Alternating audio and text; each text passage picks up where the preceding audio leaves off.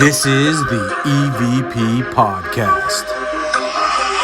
All right, everybody. Welcome to another episode of the EVP Podcast. I am one of your hosts, Beaker. And Ghosty's in the house. And we're not... Sorry. No. I didn't mean to steal your thunder. No, you steal it right away. Go for it. Madam Hicks, I'm back. She's back. You almost ruined that for her. Coffeeed up and ready to go. I know. That's what I do. I talk over people. Don't come first. That's rude. Oh, Yeah, sorry, ladies, my bad. Ladies come first. You know that. Well, then let's start all over. Here we go. I'm just kidding. No, thanks for listening to last week's episode on whatever we talked about. Jerome, the Grand Hotel. I'm really jealous that you got to go there. Well, let's go. We should go. Okay, but my favorite part of that whole episode was, and now I can't remember it, that lady's name, that really crazy name. It was like, oh gosh, I ruined it. I thought I would remember it, or that I wouldn't forget it. Oh, the lady, the ghost? Yeah. Yeah. Oh gosh, I can't remember her name either. It was the best name I've ever heard in my life. Like, if I ever get another cat, I'm naming her that. Awesome. What was it? Oh my god, I can't remember. Probably in your book. Oh, it's in the book, yes. Somebody's yelling it out right now. Probably. I do that when I listen to other podcasts when they say stuff. I'm like, you guys should know this. I'll literally yell at my radio, and then eventually, like, they'll say it, and I'm like, thank goodness. I thought that I would remember it because I loved it so much, and I giggled every time you said her name. Not in a making fun of her way, but in a legit, this is the best name I've ever heard type of way. Somebody's screaming it right now. Probably.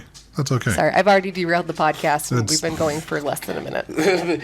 I'll find it. Don't worry. Okay, you keep looking, and we'll start talking. So there was, speaking of Jerome in the last episode, there was a very interesting comment on YouTube on that video.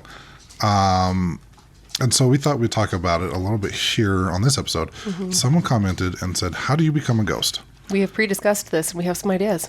Yeah, so first off, the obvious answer is to not be alive anymore. Mm-hmm. However that happens is completely up to you and the universe. But I thought it was interesting. There's more to it than that. Madame Hicks had another theory on how to become a ghost. Well, not a theory, just more of a question.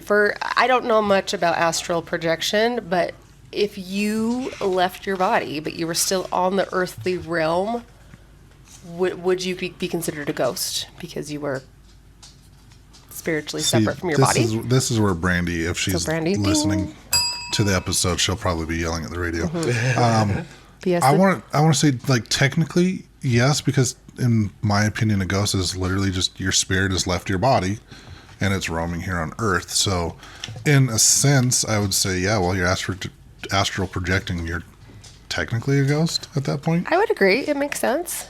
Girthy Maypatch. Thank you. Girthy Maypatch. I mean, is there a better name than Girthy Maypatch? No. That sounds like a good name for a fat cat. I mean, what? So great. Anyway, back to squirrel.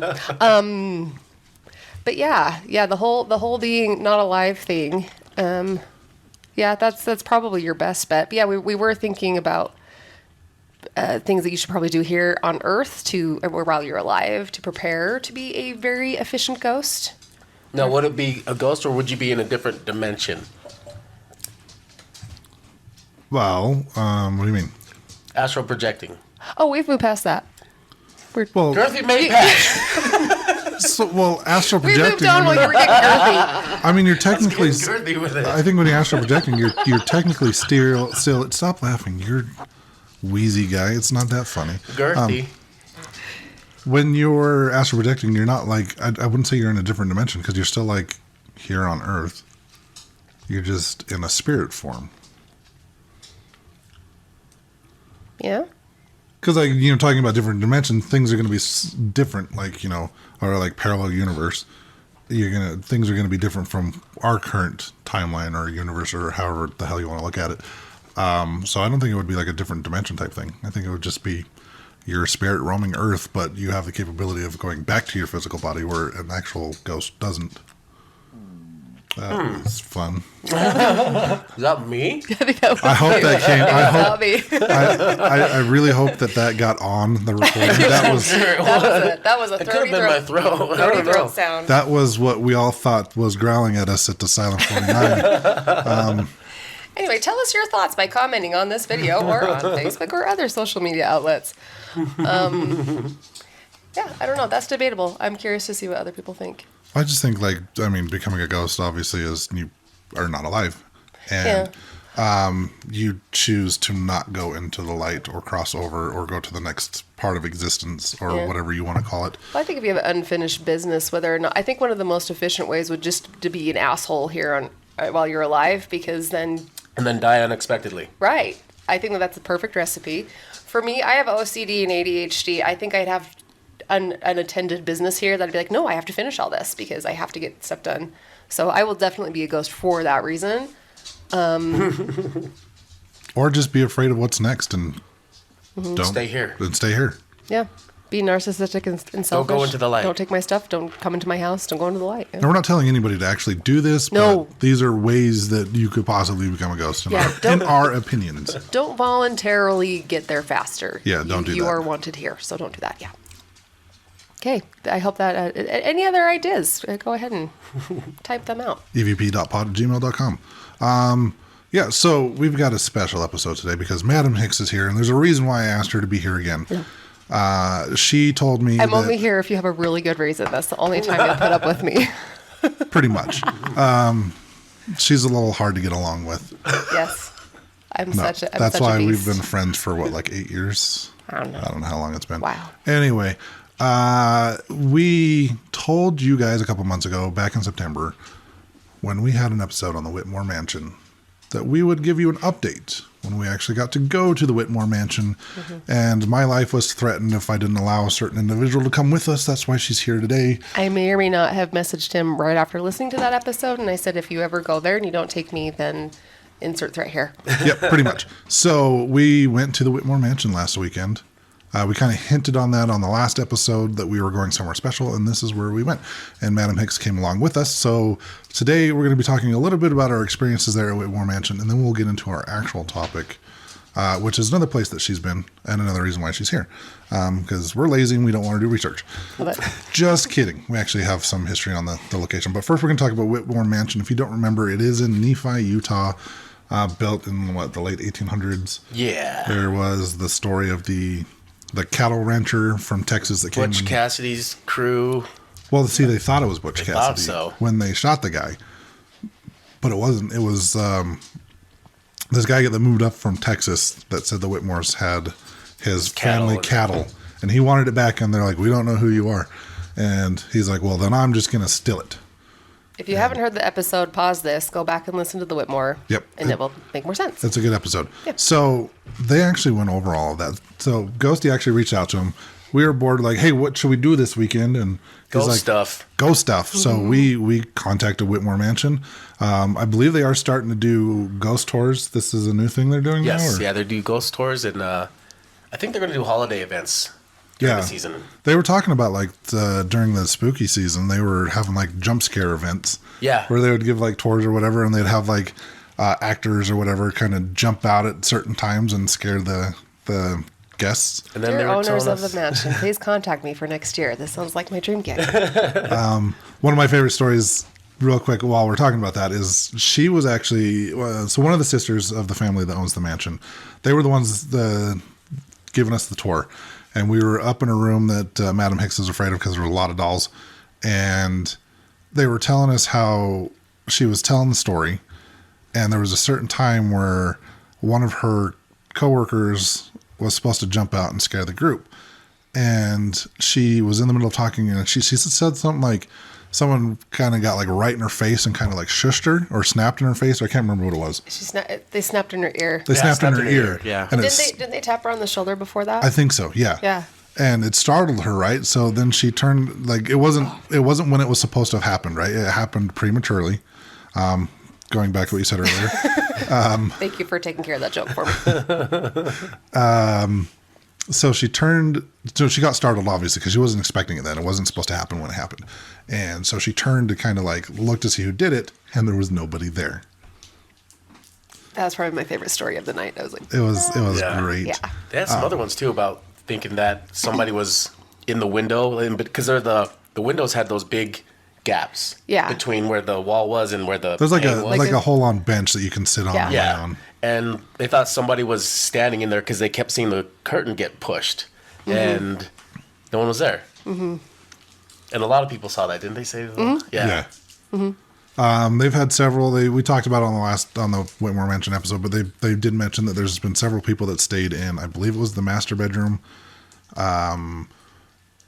Numerous people, not just what they mentioned on Ghost Adventures, but there's been a ton of people that have seen those two men in that room, and we were actually able to confirm. Brandy and I were able to confirm that one of those guys for sure is in that room. Like he was in there while we were getting the tour. And I mean, the tour is really fun because you get to see the whole mansion. They take you through And it is beautiful. all the rooms except for the ones that are being occupied by family members making snorting or snoring noises. We still aren't sure if that was one of the living people, or if that was like a A spirit. growl. Yeah. Yeah, that was pretty loud. But We were in it again in the doll room, I think it was. Yep. And they did have some family members in the room next to us, just chilling for the night. And it was like quiet in that room, and all of a sudden we just hear this loud, like snort or growl or something. Yeah. And they actually texted the people, but by the end of the night, we never heard back on whether or not it was the people in the room or if it was an actual spirit. We still right, don't yeah, know. we didn't ask either before we left. They were like, "We're getting out of here. This place is creepy." Actually, it's not that creepy. It's really cool. Like it's very really beautiful. pretty. Oh, when you first walk in, I like how they set it up though to make it look Yeah. creepy. I because like that. they didn't turn a single light on the whole night we were there. Everything was done by that fake candlelight. Yeah, it was So awesome. When they first opened the door and we went in, I was like Haunted in mansion. awe. It was it's so well decorated and put together. It is beautiful. Like I walked in and was like, I'm home. Like it was just it was really really pretty. It's worth just to go see the mansion. Mm-hmm. Yeah, it's so pretty. I do know that there was like 4 bedrooms on the second floor that they rent out as like bed and breakfast. The nice thing there is so back when the mansion was built, there was a bunch of walk-in closets in every bedroom. They have since turned all of those closets into bathrooms. So if you do stay there, you get your own bathroom. You don't have to share with anybody, which is really cool. And it's funny because you wouldn't think, like, just walking in there, not knowing that it was a closet, you wouldn't think that it was a closet at one point. But after they said that, then you can really tell it was a closet. Yeah, I mean they're not huge bathrooms, but they are your own personal bathroom if you stay in there. And it's definitely a place it's somewhere I would love to like book for the night. Yeah. And go stay, especially since it's not too far away here from Salt You Lake. guys have a great time. Nope. You don't want to cuddle with us? I think that sleeping on the Queen Mary kind of ruined me for sleeping anywhere haunted. Although I would go back to the Stanley Hotel in a heartbeat, but I didn't have any experiences there. But I did on the Queen Mary. But that was enough to be like, nope, we're good. Well, we just put you in the middle, like make a sandwich. Sandwich. Those beds are huge. Not that big. No, I mean need like to- they're tall. I had to like jump to get on one of them. Oh, the beds Oh, inside the They're mansion. so the mattresses are so thick and high. Yeah, those were. I was thinking about taking a running jump and. But it's really cool. Like we got to see all 3 floors. We got to go into the basement. We got to. Yeah, that second set No, of there's 4 staircases. floors. Yeah. There was 4 floors. Up in the, well, they call it the attic, but it's Oh that's yeah, where the we doll didn't- room was. But it's rooms. It's not just like what you would think when you think of like haunted attic. It's rooms. But yeah, no, there's 4 floors. Yeah, I don't think Ghost Adventures did that place any justice, and they weren't there that long ago. It was only like 2 years ago, A year ago. a year ago. The place is so much cooler in person than what it looks like on TV, and it's one of those. I don't know why I have it in my head when I go to these old ass like haunted locations that they're going to be in the middle of nowhere, No. or up on top of a hill. No, this is right in Main Street. Did you in pass Utah. it? I did. We all I, passed it. we all We all drove, did. all of us drove right past it. We're like, wait a minute. I even had warning. I was like, he's all, hey, when you get here, turn on the street right before it. And we're driving right past it. And I go, I think that was it. Yeah, if you just have a Saturday where you're just hanging out and you're like, what are we going to do today? Especially if the weather's bad like it is today, it is worth the drive and just go take a tour. Like it is. I mean, I'm sure you need to make reservations, but Most likely. yeah. I'm assuming you can do so on their website. They might have a phone number on their website as well. I think the tour is something like an hour and a half long, and it's like $30 a person. Yeah. The owners are so nice. They Oh, were, they're They awesome. were Yeah. really cool. I would hang out with them. They're very, very cool. Seeing their faces light up when I was just kind of like, I walk in, there's a picture on the wall, and I go, what's with that picture? I'm like, there's some crazy good energy on there. And both of their faces just kind of lit up. And like, oh, that's Mrs. Whitmore. And I'm like, okay, well, she's standing down the hallway upstairs. And their faces just like got all excited. And they're like, you can tell stuff like that? And I'm like, yeah. And then as we're like, they're kind of giving us the tour, they give you a history on the mansion. So like, what we said on our Whitmore Mansion, but they do a better job of it because they live there and they talk about it like every day. So they know the story inside and out. But we were doing the tour, and there's another point where I'm like, okay, that room we just came out of, the one that has the turret in, I'm like, the room that's above that. And keep in mind, we haven't gone to the second floor yet. We're still on the main floor. I was just like, okay, so there's a dude up there. He's got like short brown hair. It's possibly parted down the middle. I'm not sure, but it does have a part. I'm like, the thing that stands out the most for me is this big bushy mustache that he has. And again, it was one of those, their faces just kind of lit up when I'm describing this. And they're like, that might be Mr. Whitmore. And I'm like, well, do you have a picture of him? And I go look at it. And I'm like, yeah, that's definitely the guy that I'm picking up on. And just seeing them get all excited, like having people come in and confirm some of the stuff that other people have already talked about. There are some things that we didn't mention on the episode. I don't think it's online anywhere. There are some stories that they have that I'm not going to tell you here because I don't want to ruin things for them, because you're right, they are amazing people. They were so fun to be around, and they've got stories that I haven't heard before, and so you definitely should go down and check it out and hear those stories. They genuinely love this house. I think they really care about the spirits there. They want to do it justice. Like they're go support them. Yes. Yep. So overall, great experience. Oh yeah, I had a great time. I definitely want to go back. that Absolutely. The bathroom on that main floor though, there was something weird about that. And Brandy was picking up on it, and she was like, come check this out, come feel this. And there was like some weird energy there that kind of swirls up. And then I walked into the bathroom, and it was weird. It was like, as I walked into that bathroom, it seems like you're walking uphill, and then as soon as you're in, it seems like you're walking downhill. It was just like a straight shot. I didn't go back in that one. That was the quote unquote servants' bathrooms.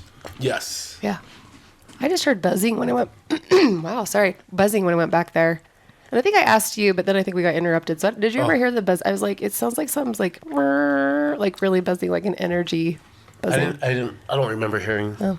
I tend to hear things that nobody else can hear. So That's because you're crazy. apparently that's my usually what I would vampire hear. superpower. I would awesome. usually hear stuff like that, like when I was a kid, right before something would happen. I would hear that energy, like electricity buzzing, and then I'd like start feeling that energy, and then something weird would happen. So Yeah. there's ghosts there, so you probably were hearing that. I need to talk to, actually, I should probably do some more energy work with you. I smell and hear stuff all the time that my family's like, what? So, but I don't know. That's your I don't know if it's upper just lip. me being weird. My upper lip. Yeah. Some marijuana. Yeah. My upper lip. That's his Oh, upper my lip. bad. Sorry. Wrong person. I got confused. No, I did so we bought an Ovilus 5 and we tried it out. Nice. And we did get a lot of random ass words that had nothing to do with anything. But the one that I thought the one that I thought was really cool was you and I were upstairs. You were in one bedroom, I was in a different bedroom, and I think you were talking to the spirits about Brandy, and it popped up on the Ovilus that said foreign British. And I was like, that's actually really cool. Yeah. I think it did say psychic too. It did. Yeah. Well, it also said grandma, because Brandy's grandma That's what I was there. asking if she was. And you're like, hey, you're calling me names. Yeah, so you were asking about Brandy's grandma, and I went back and looked at the library of words, and it like right in a row. It was like psychic, foreign, British, grandma, like all right in a row. That's a little too on the nose for that to be a coincidence. Yeah. I mean, there was a lot of words. I mean, we had like four in were the half an realizing- hour that we used it. There was like 4 pages of words. But we were realizing that if we go and disturb it while it's turned on, it starts spitting out stuff. Especially on phonetic mode. So, well, even I think all the modes, but I think it's really meant to be stationary. Yes. So while it's on, if you are moving it around, it's going to start throwing out weird stuff because you are disrupting the energy of it. So Because it is an EMF meter. It does Right. have the 2 antennas on top, so I think you're right. We did realize that anytime we picked it up, it would start spitting out words. So if you do happen to get your hands on one, or if you have one and you've been having the same issue, just set it and forget it. Right. I don't Like think, Ron Popeil. Yeah, just like yeah, if you're using it, just leave it stationary as you're using it, because I think as you start moving the air around it too, it does start spitting out weird stuff. So yeah, just kind of keep it away from you as you're using it. We also had a little bit of REM pod activity. Yeah. I did set up like my audio recorder in the master bedroom with my REM So it did pod. go off. I did hear that. Yeah, you said you heard it. At this point, I was downstairs. You were the only one upstairs, and you weren't even in the same room, were you? No, I was in the room across. Okay, so that's actually pretty cool. We did see a video recently. If you have TikTok, go follow the Twilight Emporium. That guy's actually really cool. He does a lot of debunking on these trendy paranormal videos. Good. And one of the things that he talked about recently was the REM pod.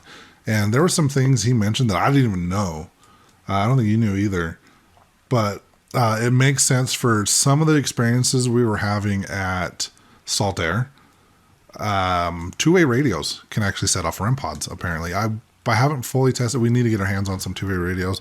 But there's some testing I want to do on the REM pod and see if we can recreate these things so we can know to avoid them in the future. But one of the things they talked about was two-way radio setting off REM pod, and the group that was leading the investigation that night, They were using two-way radios. So it is very possible that some of the activity we talked about on that episode could have been Although I don't false remember positives. any of the radios going off during the REM pod going off at all. But I'd have to go back and listen to the audio, because I do have like pretty much the entire night recorded. Yeah. So, I mean, it is a possibility.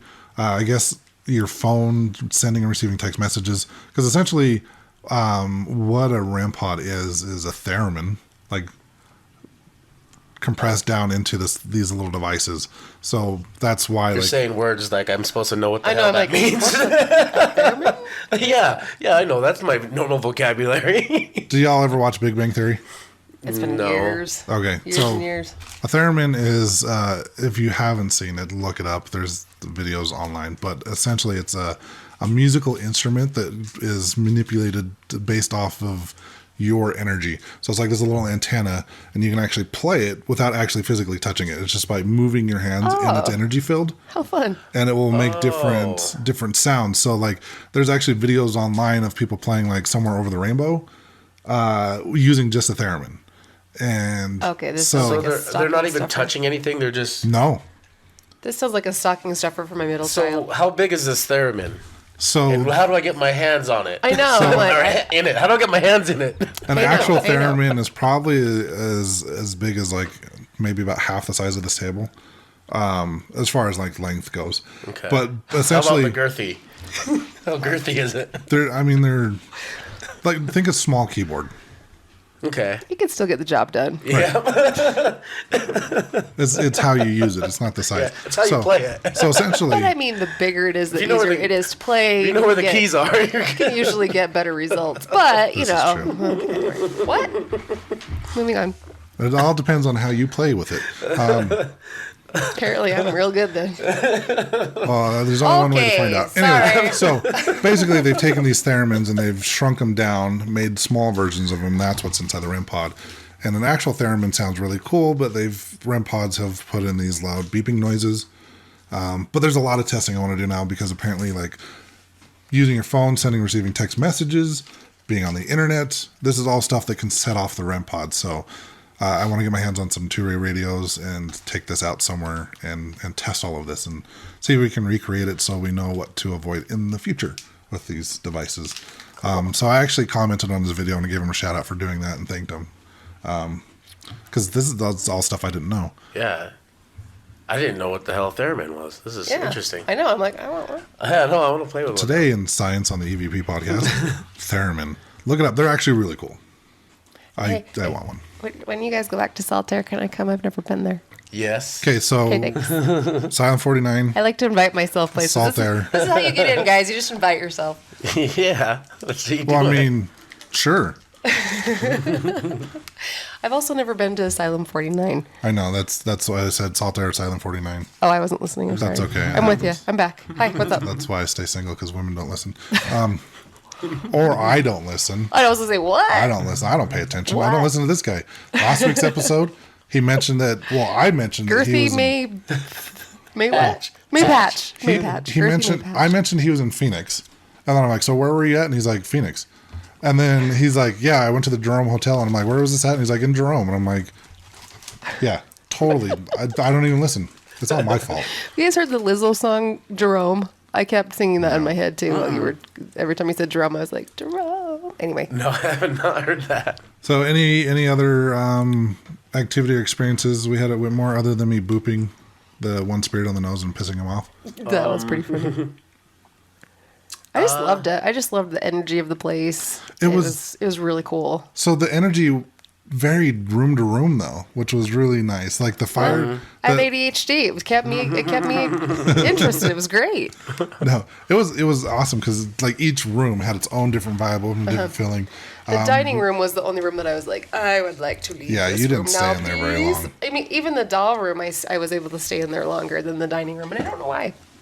It just was. It felt very crowded. Was it because I was choking you out in the doll room and you didn't have any oxygen going? I forgot about that. You like protect me because my husband ran away, and I'm like, all right. Kev like went across the other side of the room, and I was like, when I'm in a room that I don't like to not have somebody behind me. And so I was like, hey, Tim's right there. So I just went to protect Tim. I was like, protect me, please. Yeah, so I put my arms around her from behind, and I realized like my arm was like across her throat. And I'm like, here, let me choke you out while I'm protecting you. But no, the dining room, it felt so crowded. Like, even though there was visually and spatially, what should be plenty of room, I felt like I had to like walk sideways in and sideways out. Be like, oh, I'm sorry. Like, I felt like I was bumping into many people in there. Quite possibly. Yeah. I just bumped into actual like fixtures on the wall, and the Ghosty had to come and pick everything up that I was knocking off the wall. I don't know what it was at the end of the night. These houses built back then, people were a lot smaller, so it's not really built for Tim's. Well, Yeah. the thing is, I up and down those stairs. I don't know how many times throughout the night, but the last time, you're like, wearing backpacks and you're spinning, just Well, knocking yeah. shit over. when I went to get my equipment so we can go home, I was literally knocking like candle. Shit off the wall. Yeah, Ghosty was coming up behind me, picking everything up and leaving. Straightening things. Like, God, who invited this fucking cow in this fucking stairway? It's like having a toddler. All you do is walk behind him and pick up. That's pretty much what he did. I was just like, thanks, dude, appreciate it. Pretty funny. I think we determined there was like 36 ghosts, so this place is definitely haunted. Yes. Not by anything malevolent or evil. Like No, I said. did not feel anything bad at all in there. No, the Ghost Adventures oversold that. There was nothing malevolent in They don't. Zach Bagel Bites doesn't do that. How Yeah, dare they don't you. overact. They don't. They don't be obnoxiously intense. No. What I thought was fun is while we were in one of the rooms, I hear this like clinking noise, and I'm like kind of looking around, and I see Brandy kind of kneel down on the floor in the corner, kind of in like the closet. That was cute. And I'm just like, oh, she's playing with the kids. Yeah. She hadn't said anything at this point. That's what popped in my head. I'm like, oh, she's playing with the kids. Mm-hmm. And everybody, I thought it was great because we all just were so focused on what the tour guides were telling us that no one was really paying attention until after they got done talking, and someone's like, what are you doing? Yeah, it was cute. She's like, oh, I'm playing with the family that's in here. Yeah, So, it was really cute. yep, definitely a cool place. So, Go do it. do it. Do it. Do it. Okay. Do it. So now that we're done talking about Utah, Yes, let's go to Paris. we should. All right. What's in Paris, Dale? Ghosty? The catacombs. The Catacombs. I messed up. I said the wrong name. That's okay. It's right. not your first time. It won't be the last. The Catacombs of Paris. Catacombs of Paris. So, Hey, I've been there. yes, What? you've been there. That's why you're here. Hey, look at that. Tell us about it. No, I'm just kidding. It's just like, you guys do the history. So Like how demanding I am. You do it.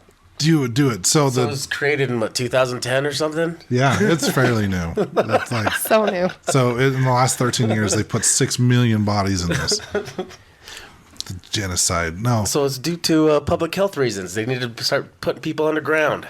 So yes, they did. So this, like you said, underground. This spans about, I want to say, like 25 miles underneath Paris. There were these tunnels that have been there for quite a while. They were actually mining tunnels, and yeah, there were a network built to consolidate ancient stone quarries, is what they were there for. So they were built in an effort to the ossuaries. if I'm saying that correctly, is what they are now. Basically, they were built to deal with the overflowing cemeteries in Paris. I mean, they had the one main cemetery that was like right in the center of Paris that was so full that the president or whoever actually put a ban on putting more bodies in that cemetery because it was just so overflowing. It was like you had the smell of rotting bodies was just like overwhelming the city. And so they were putting them in the walls. They were literally putting them in the walls. You left out the word plague. Yeah, plague. This is why. There was a plague. Huge plague, not enough room, too many bodies. Too many bodies. Yeah.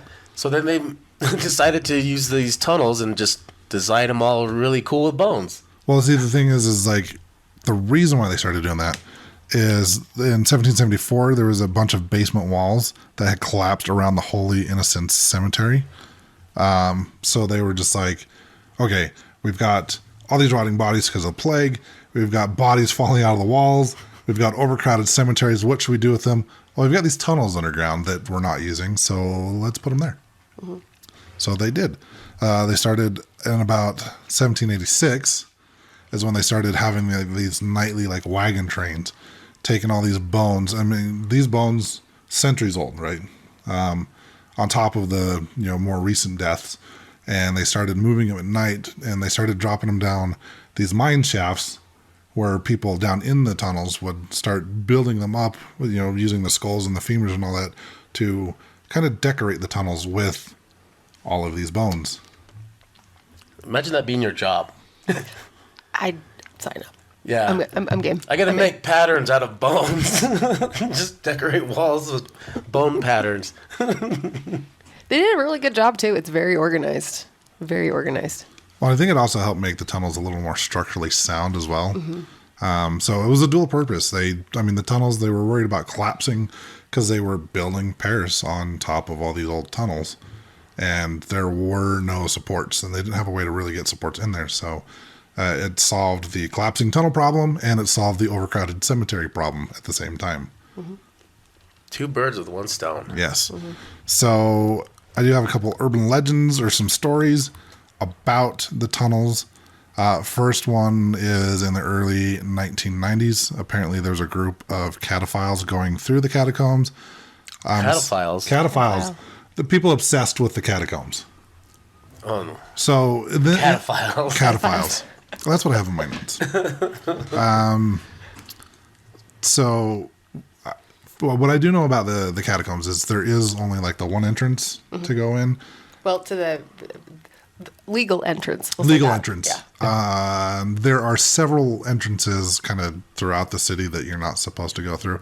If you've ever seen the movie As Above, So Below, they go in one of these side entrances you're not supposed to go into, and they get lost in there. So what the urban legend is, there was a camera that was found on the ground with footage on it.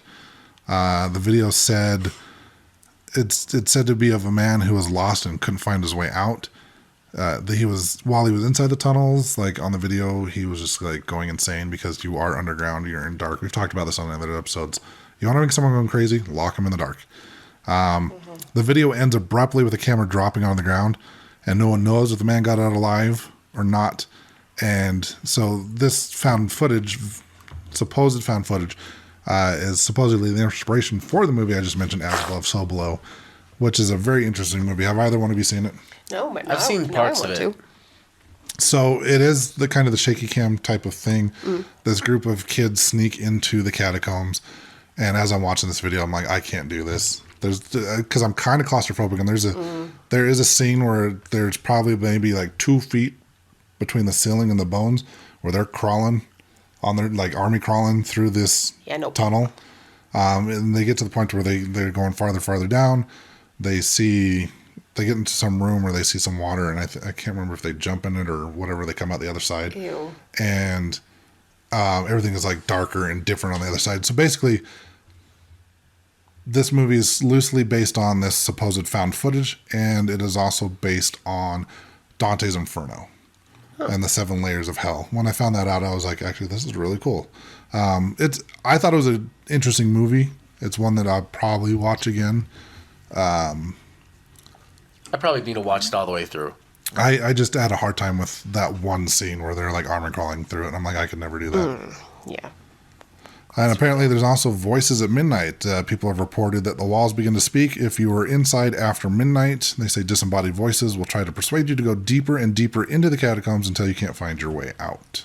Not if you don't speak French. I don't understand you. This is true. Well, I think most tourists from other countries are probably not in there after midnight. They don't really know where the secret entrances are. No.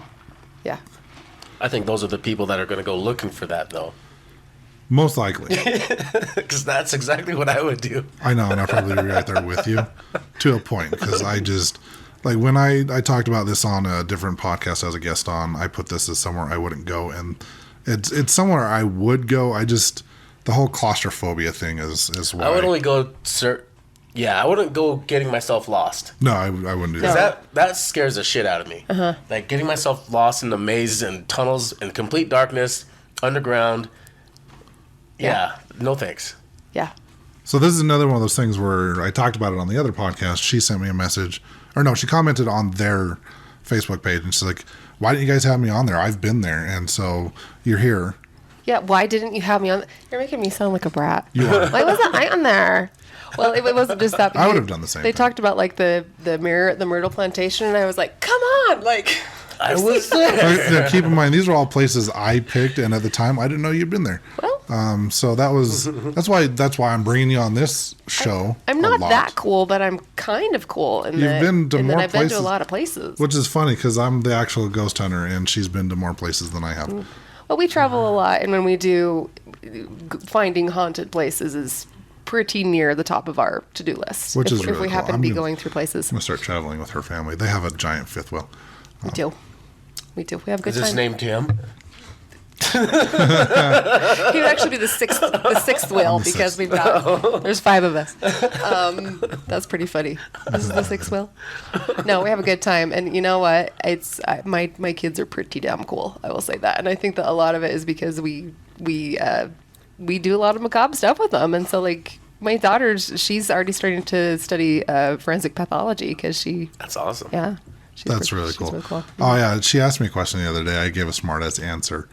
She asked me if I was a medium, and I said no, I'm more of a triple extra large. And she's just like, okay, and turned around. Yeah. She speaks fluent sarcasm. She was following. I promise. She's a funny kid. No, because I walked in and she sees me and she's like, ew. And I'm like, you remember me? Like, I've seen you like 3 times. You're very distinguishable. So yeah, she remembered you. I guess so, being 6'5" and having a giant red beard. Yeah. Kind I'll do of it. puts me apart. Yeah. But no, it's you can tell her, yes, I'm starting to accept the fact. Well, I've accepted it a long time ago. I just starting to actually tell people. I'm an intuitive medium. I hate calling myself that. I hate titles. I'm just a guy that does things. But yeah, so you and your family have actually been there.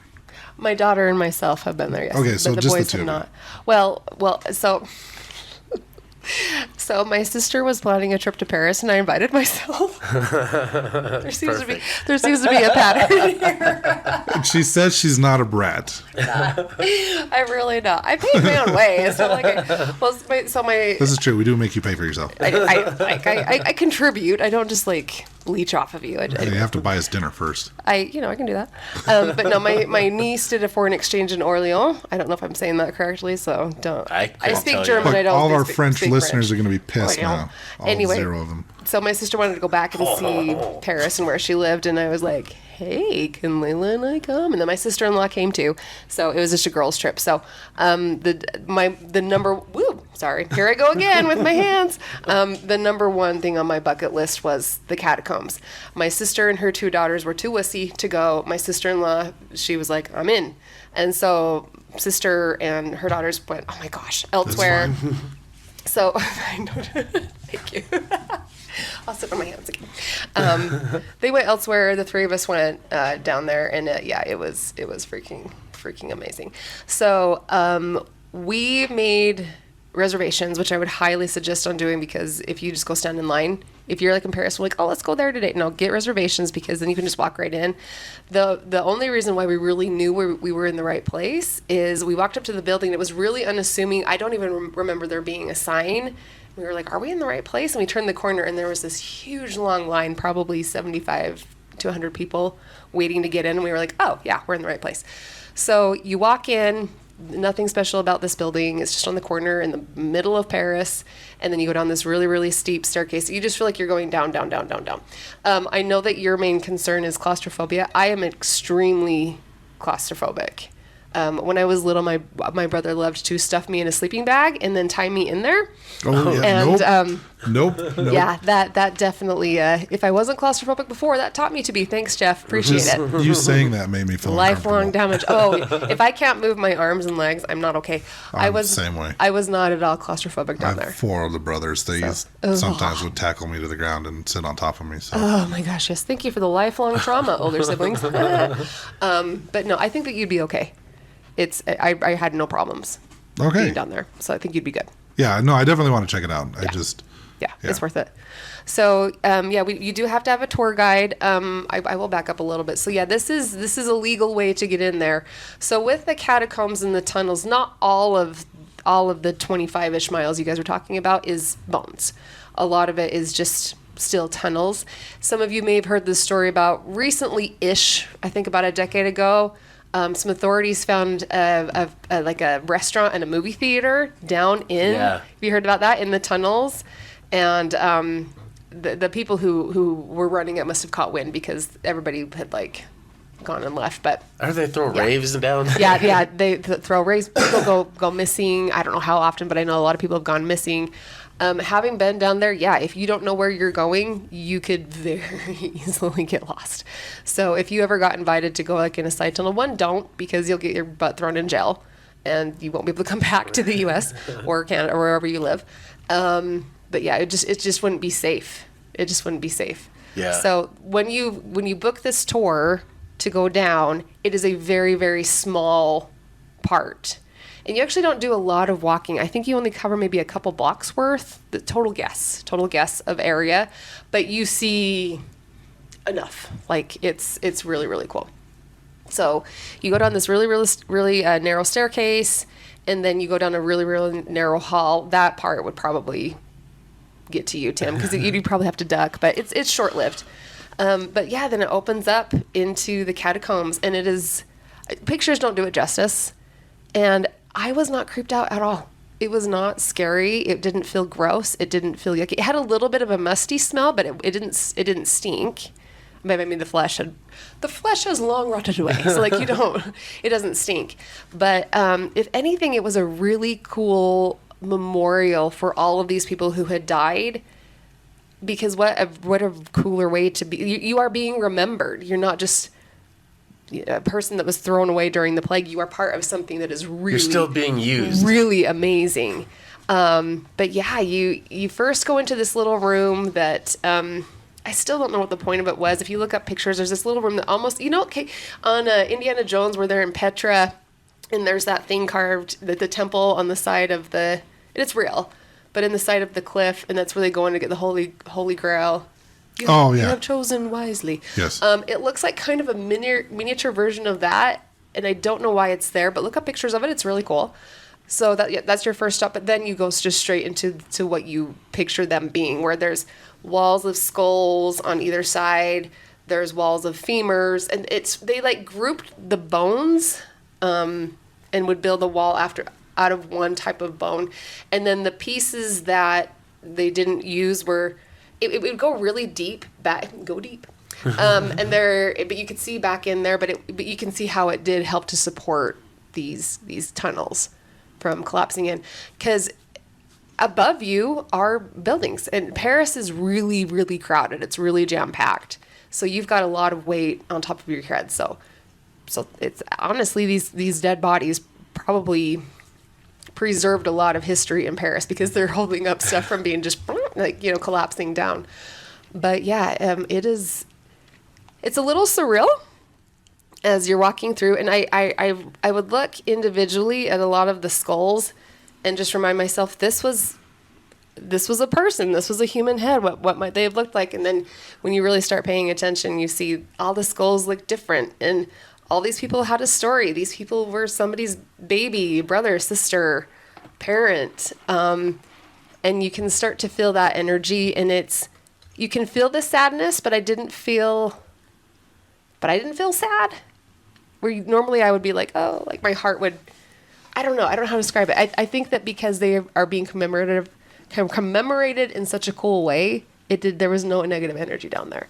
However, if I was down there by myself, might be pooping my pants a little bit. But yeah.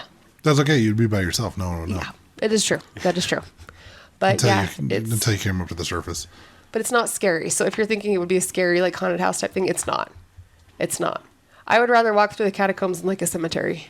Cemeteries freak me out way more than this did, even though you're literally surrounded by millions of dead skeletons. But yeah, I don't have any ghost stories. I think maybe that's a disappointment. Like, nothing happened down there where I was like, oh my gosh, I felt somebody tapping. Well, it's all lit up for the tour. It's lit up. Yeah, it's really clean. And you won't get lost. You're just in a small group, but the tour guide keeps an eye on you and will answer any questions. And they have some plaques that are written in, I don't even think they're in French. I think they're in like Latin or something like that, but dedicating certain areas for separate people. But yeah, after you walk through, you just walk up another set of stairs, and you enter out of a gift shop because, capitalize on everything.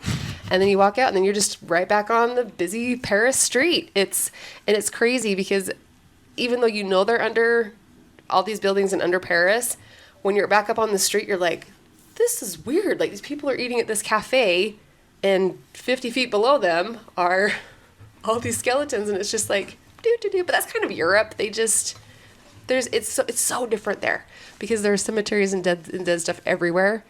And it's just a normal part of their lives. Anyway. Yeah, well, this country's still so new, where they've thousands of years of bodies just building up. Mm-hmm. Yeah, seriously. But yeah, I don't know. There's any questions? I'm trying to think of, like, I don't want to talk too much about it and just repeat myself, but it just was neat. It just was, I dare say, a spiritual experience. It just was really, really cool. And if you ever go to Paris, you've got to put it on the top of your to-do list. I definitely. I think that's the only reason why I'd go to Paris. Yeah. Eiffel Tower. Yeah, I wouldn't go there. Yeah, the Eiffel Tower is fine. If I want to see the Eiffel Tower, I'll go to Vegas. Like, it's the same thing. It's just a giant metal building that serves no purpose. Except the one in Paris actually has a restaurant in it. Or not Paris, Vegas. I'm sure they both do. I don't know. Yeah, there's one in Paris. For the food. Mostly gift shops, but yeah. I think it's just an eyesore at this point. I'd rather go to the Leaning Tower of Pisa and pretend I'm holding it up. It's cool. They keep it up nice, and it glitters at night. It sparkles. Ooh. It's really pretty. I thought it was pretty. We did go to the top of the Eiffel Tower, and it was really cool. But it wasn't like my favorite part of Paris. However, I'm sure it might have been nice being like at the top and being able to see over the entire city. It was, and we were up there at night, so it was really cool because all of Paris is laid out like a wagon wheel, and it was they have the Arc de Triomphe in the middle, and then that was really cool to see. So that would be worth it for me then. Yeah, but honestly, and this has nothing to do with the catacombs, but the only place in France that I really felt like spirits and sadness was when we went to Normandy in Omaha Beach. That would make sense. That was really sad. Really sad. But yeah, catacombs, just Google the history, because you could go down a real deep rabbit hole. Oh yeah, there's a lot more to it than what we talked about. Yeah, it's so we cool. more wanted to talk about your personal experience going through it. Because that's more interesting than us just like reading. I mean, I know people are interested in the history, but people I feel are more interested in like our own personal experiences. I just felt, if I had to say that, like what feeling I had, it would be more of a protected type thing. I just felt like the spirits that were down there, they were just so happy to be remembered. Because I don't have a fear of death, but I think all of us have I think a lot of us have a fear of death. I personally don't, but the fear of not being remembered, I think, is deeper for me personally. And I think for a lot of people to not be remembered. So I think that there's a lot to be said about that. Yeah. So I know you showed me a couple of the pictures, I only had a couple. We were lame. We which hardly is took any. I would do the same thing. This guy, if you want pictures, take him with you. Because when we went to Whitmore Mansion, I took no pictures. I only didn't took a take few any right at the either. very end. It was right at the very end. I was like, oh shit, I better take some Yeah, I pictures. didn't take any. I'm awful with that. And I didn't get any of that upstairs area. That's Yeah. okay. We can go back. Yeah. Yeah. But the one picture you showed me, like, I would have to agree with you. Like, I don't feel any like anger or sadness coming off. I did feel a little bit of like lost and confusion, and to me that would make sense. Like, you're gonna have 6 million different people buried here, and so you would probably have a wide range of emotions. But like anger and anger, sadness, none of that. None of them felt negative. I said there was a little bit of like confusion or like feeling lost, because to me it makes sense, because their bones or I was buried here, but now I'm here and I don't know why I'm here. But I think what you said with people or with the spirits kind of feeling more like protective, like, hey, this is my area now, and also being like, my legacy. I mean, obviously they don't know all the 6 million people that are buried there, but the fact that they were more or less put to good use, if that makes It's true. They were. sense. Yeah, they were. And Like they're helping protect the city from collapsing on itself. Yeah, legit. And I wonder if a lot of what you felt was from just other people down there, because I can see how some people would go down and just not know how to feel about it. That would make sense. Because I could see a lot of people being like, this feels disrespectful, but it's really cool, and I feel like it's cool, but it's not. In my opinion, it's not disrespectful at all. But yeah, when you and I were talking about that the other night, Paris and France, like, okay, a joke that I made before we went to France was, I can't wait to be the stupid American. Because you just hear about French people, and I'm so sorry if we have any listeners in France, but you hear about French people just not being very kind. Yeah. Well, we've worked with French people. They're not. At least the people that I interacted with in France. It's a very angry city. Like, it's very dirty. We were pretty sure we were going to get hit by a car at any moment, because people just don't care. You're constantly hearing sirens. Nobody was very friendly. And so the whole city in and of itself, I actually felt more peace and calm going down with the dead people. Like, it was a really nice break to get away from all of that of being up on the street and being the stupid American. Because it was funny at first, but then by like day 3, you're like, dude. But yeah, I thought it was actually the most peaceful place that we went to. It's funny because I could see that in the French people. They were We not very nice. totally get it. Like, we both used to work together, and at the time I started working there, our plant director was a guy from France, like one of the higher ups in the plant. A lot of as the well, higher was ups also were from France. Really? They're not there as much anymore, but they were very, I wouldn't say rude, but they were very direct, and they had Which I no think is problem with very like saying cultural. what's on their mind. Yeah, which is very cultural. Which I can respect that. Like, it's fine to But be it's the direct way and say that what's on your it's the way mind. they talk. It's very intrusive and almost like demeaning, almost like they're just yelling at you. Yeah. Oh no, it's great. Yeah. It's like they're yelling at you when they're telling you shit. I loved being in the meetings with the one guy, Thierry. Yeah, that's who I was thinking about. Yeah, he was very direct, very forward, said what was on his mind, and he didn't care if it offended anybody or not. And I was just like, I loved being in meetings with him, because we used to be on Sheer the safety entertainment. committee together, and it was just like, I got along with him great because of that reason. Like, he had no problem like putting people in their place or telling them what's what, and I was like, I like this guy. I've seen people, I haven't had any issues with him, but I've seen where people almost seemed like he wanted to fight them. And it was almost like they were getting really defensive and almost like getting in his face. Yeah. But I'm with you. I can respect somebody who's really, really just straightforward. Well, I've never had any But- issues with him. Like, he never acted that way towards me for any reason. So me and him got along just fine. Yeah, I usually am the same, where I'm like, yeah, I can play this game. But yeah, there So was. I could totally see that happening over there. It was funny because we rode the train a lot, because that's just what you do to get around, is ride the train, and people would be looking at us, pointing fingers, doing this, where they'd be keeping eye contact with us, but then talking and laughing. They did not know that my niece could speak fluent French. And so she'd be like, yeah, they just said blah, blah, blah, blah, blah, blah. And we would just look at him like, really? Do you know English? Because you're making fun of us because we don't know French. Well, how well do you know English? You know? Right. Anyway, just was kind of funny. I want to go to France and just so people will stare at me. Oh, they totally would. Yeah. Because I'm a They giant. totally would. Love it. But Yeah, they're not very tall over there. nope. You would be a giant. I think I was super tall over there, and I'm only 5'7". So I stand out, but I can also hide if I want to. Like a true squatch. I'm already like going through my brain, like, how could we sneak away from the tour guide if we go there? We don't go in that entrance. That's a good way to stay Go away to the from the back tour guide. door. no, don't go through the back you'll- door you'll- unless you have specific consent. No, Yeah, don't go through unless the you've back been door. given. Very specific consent. You might get arrested. Yeah, Some states it's illegal. it is illegal. Countries. We're talking about Paris here. It's not a state. Anyway, I think the one really unique thing about it is if you have a fear of skeletons, of death, of things like that, this would actually be the perfect place for you to go, because I think that it would maybe not change your mind, but You see the beauty in bones. yeah, really, it's true. It's true.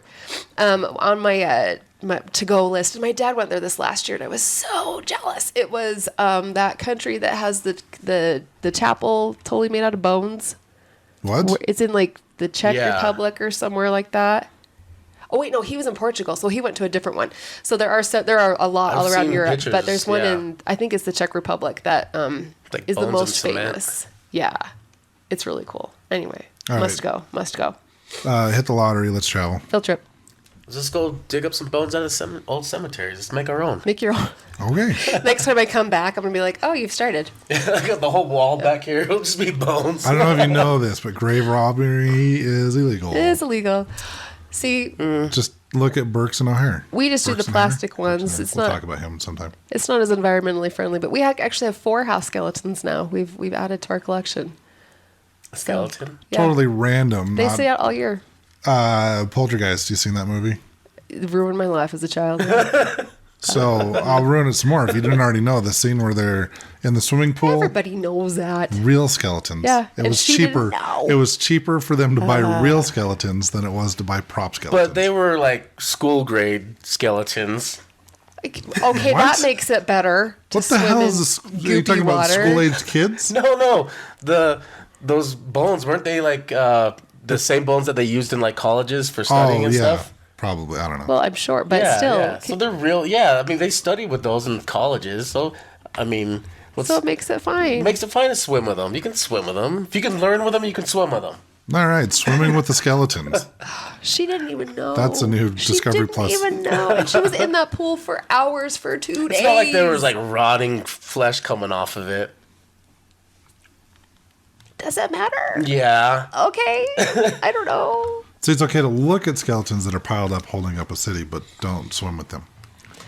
I don't know. But she I don't didn't wanna- I don't know. wanna touch 'em. That's the thing that bothers me the most is that she didn't know. Like if somebody was like, "Hey, Laura, you're getting in a swimming pool. These are actually real skeletons. We put some makeup on them." I think I'd actually be okay with it. But yeah, when you don't know, ugh. Well, I think the way it sounds at first sounds like, oh, that's horrific, but then when you think, oh, it's the same skeletons you see sitting in like standing in a college classroom that they use for anatomy, pointing out where everything is. It's those are real bones. I know, but she didn't know. Yeah. That's the crux of the whole thing. Women really like consent. Hint. Anyway, like we like to know what's going on with the bones before where they're going. we're forced to interact with them. I want to know where they're going. Yes. Noted. Yes. No surprises here. Yeah. Don't do that. No So surprises. unlike Poltergeist, when they moved the cemetery, they also moved the bodies in Paris. See? I brought it back. Brought it back See how to I brought Paris. it Good job, Tim. Because in the movie, they didn't move the bodies, just the headstones. And in the Paris, they moved everything. Yeah, they better. They did. 6 million people. That's so many. 6 so million many. people. That's a lot. You don't see them all. There's no way. There's a no lot way of that wall they have them all coverage. in just the area that you're in. It's just a very small area. But Well, and I think it's just mostly the skulls and femurs, right? Like there's Mm-hmm. not a whole lot of rib cages or anything else. no. Because I can't see those being like structurally sound. No, I'm sure where the walls were built and they kind of had stuff in the back. I'm sure that's where they piled a lot of the. They're in the basement of the tunnels. Yeah, the basement of the tunnels. Yeah, you mostly just see skulls and femurs, but the skulls were what really. I don't know. You just feel kind of a connection with the people. All right, and it's on the list. You appreciate them. Go. Oh my gosh, guys, go. And if you have somebody that's like, that's too scary, be like, no, get your ass down there. Like, go. Trap them in a... It is not scary. Yeah. Lock them in a dark room. Lock them in the dark room. Nice. Till they agree to go. Asylum 49 will do that for you. No, thanks. I'll lock you in a dark room by yourself. No. So yeah, No that's for me. that's That's the episode. that's everything. That's everything. That's everything we got. That's all, folks. Did I give enough information? Did I convince you to go to the Catacombs? Did I convince you to invite yourself to Paris? Yeah. Do you need to go in a dark room until you agree to go? The train is scarier. The trains are scarier than the catacombs. Okay. In Paris. Yep. I bet. Yep. So, All right. That's what I got. if you have been to the Paris Catacombs or Whitmore Mansion, for that matter, and want to share your story with Are us, you doing all right over there, bud? no, he's drunk.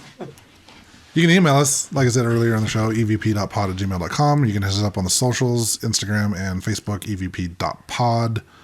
While you're there, check out our affiliate link to Ghost Up. Buy some ghost hunting gear. That's what, like I said, we did. We just bought the Ovilus. That's where we got it from. That's the only place you can get it. That is a little spendy, $600, but I think it's going to be worth it. Yeah. Definitely. All right, everybody. Go so don't play that. Peace out, butterflies. Bye. This is the EVP Podcast.